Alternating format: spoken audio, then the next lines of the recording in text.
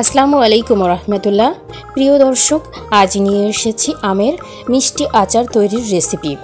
কিভাবে এই আমের মিষ্টি আচারটা তৈরি করে নিয়েছি সেই প্রস্তুত প্রণালী ভিডিওতে থাকছে। আশা করি আপনারা আমার সঙ্গেই থাকবেন। চলুন তবে পুরো প্রস্তুত প্রণালীতে। আমের আচার তৈরি করতে এখানে আমি আমগুলোকে ছিলে ছোট করে নিয়েছি এবং এগুলোকে আরেকটু পাতলা করে কেটে নিচ্ছি। যেহেতু মিষ্টি আচার করব সেহেতু আমের গায়ে যেন মিষ্টিটা সহজেই প্রবেশ করতে পারে এজন্যই পাতলা করে কেটে নিয়েছি। আমি একটি পাত্রে তুলে নিয়েছি এবং দিয়ে দিচ্ছি এটাতে পানি।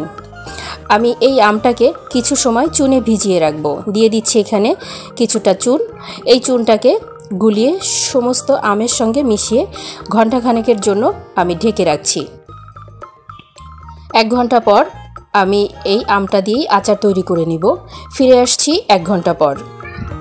1 ঘন্টা পর আমি পুরো আমটাকে সুন্দরভাবে নেড়ে চেড়ে পরিষ্কার পানি দিয়ে ধুয়ে নিব। খেয়াল রাখব যেন চুনের পানি লেগে না থাকে। পুরো আমটাকে আমি এখন ধুয়ে নিচ্ছি। আচার তৈরি করার জন্য আমি একটি পাত্র নিয়ে নিয়েছি এবং দিয়ে দিচ্ছি আমগুলোকে।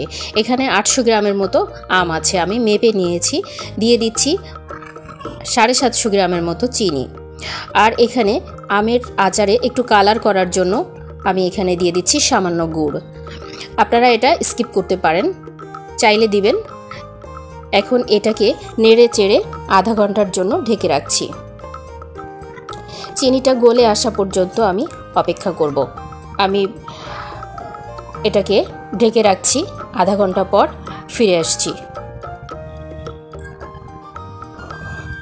আধা ঘন্টা পর এই চিনিটা বেশ পানি বের হয়েছে। এখন এই পুরোটা একটু নেড়ে চেড়ে নিব। আচার তৈরি করার জন্য আমি এখানে কয়েকটি মশলা দিয়ে নিব। আমার লাগছে শুকনো ঝাল। শুকনো ঝালগুলোকে আমি কুচি কুচি করে নিয়েছি। এখানে 3টা শুকনো ঝাল কুচি করে নিয়েছি। হাফ চা চামচ আদা নিয়েছি এবং 1 চা চামচ বিট লবণ নিয়েছি।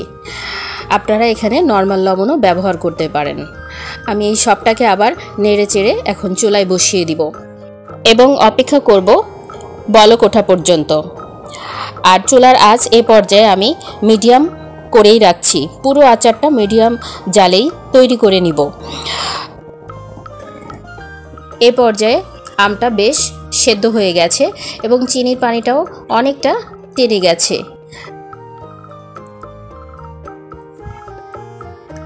আমের আচার তৈরির এই পর্যায়ে আমি এটাতে দিয়ে দিব 5 ফোড়ন।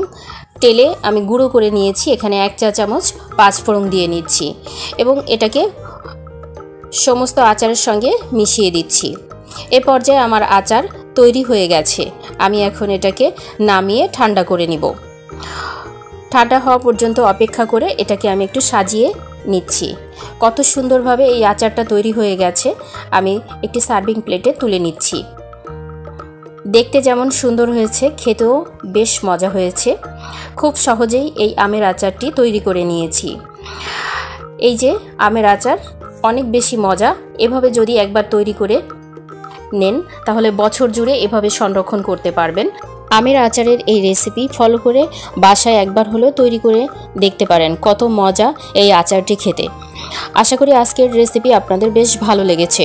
পরবর্তী ভিডিওর আমন্ত্রণ জানিয়ে এবং আপনাদের সর্বাঙ্গীন মঙ্গল কামনা করে এখানেই শেষ করছি। আল্লাহ হাফেজ।